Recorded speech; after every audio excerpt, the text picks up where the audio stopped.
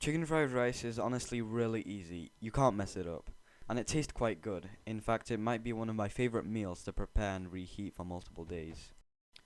Alright, so first you want some rice. Leftover rice works better for this, but I've not got any, so I'm just gonna cook some now.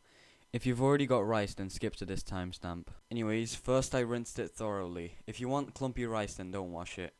Set the heat on high and add a big knob of butter, about a tablespoon. Then I mixed it into the rice and stirred it for a few minutes, until the rice is starting to smell a little nutty or browned. Make sure it doesn't burn on the bottom.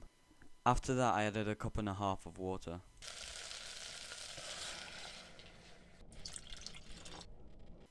Mix it and wait till it reaches a boil, and then turn the heat off and cover it.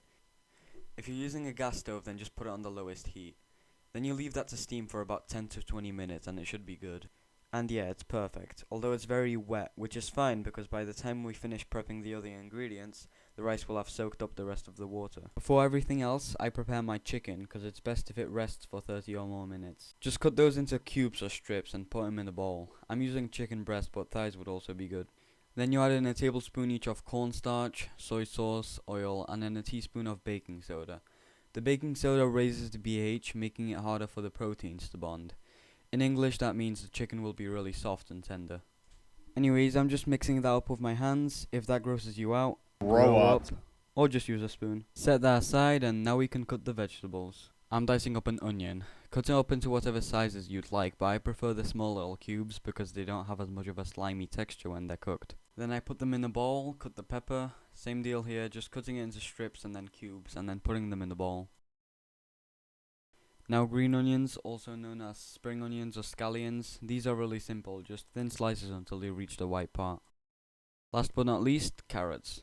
Peel them and cut the tops off, cut them into thin slices, cut the slices into strips, and then dice them. Of course, all of these vegetables can be cut into whatever sizes you'd like, and you can use whatever vegetables you might have left over, but these vegetables work best for me. I'm going for a lot of protein on this meal, so I'm cracking in 6 whole eggs and fishing out 3 of the yolks. They're high in LDL cholesterol, so if you want you can keep them, but I'm being generous with the amount of oil I'm about to add, so I don't want any more fat. Oops, I dropped one there. Then you whisk them up. I don't want any strands of yolk in mine, so I whisk them for a whole minute. If you don't want to do that, then don't. I don't mind. Olive oil in a scorching hot pan, or preferably a wok, and let it heat up for a bit. I'm not using butter because it would burn at this temperature. Eggs in and scramble them however you like. I like the sheets of eggs to be small, so I mix it constantly, but do what you like most. Also use a wooden spoon for this to scrape the bottom. Then you just put that in a bowl and cook the veggies. Alright, make sure to rinse the pan out because eggs can burn after a while. And add in a bit of olive oil. I probably added a bit too much, but it's cool. Anyways, after the oil gets hot, add in your vegetables. I'm also adding in a can of peas. They're super high in protein and good vitamins. They taste good and I can do whatever I want. I'm also adding in a can of sweet corn for flavor. Make sure you drain both of those and add them in. Then just fry all those veggies until they're soft.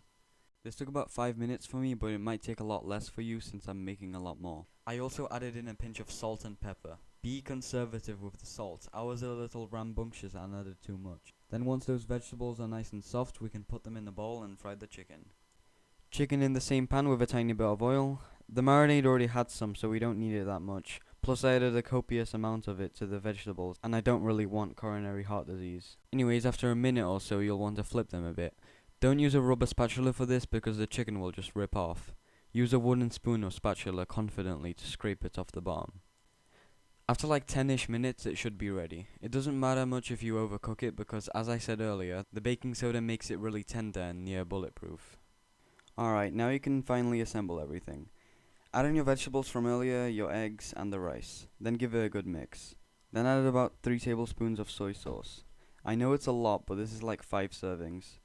I'm also adding in about a tablespoon each of Cholula hot sauce and balsamic vinegar. You could totally leave those out, but I want some complexity of flavor in this. Let that cook for maybe 2 more minutes to cook off that harsh scent from the vinegar, and just so all those flavors get to know each other. And now boom, you're done. This is probably my favorite meal. It's really high in protein with all the chicken, eggs, peas, and it tastes amazing. Anyways, I really hope you enjoyed that video, and if you made this, I hope it tastes good. If you have any criticism, please leave a comment, and I will see you nerds later.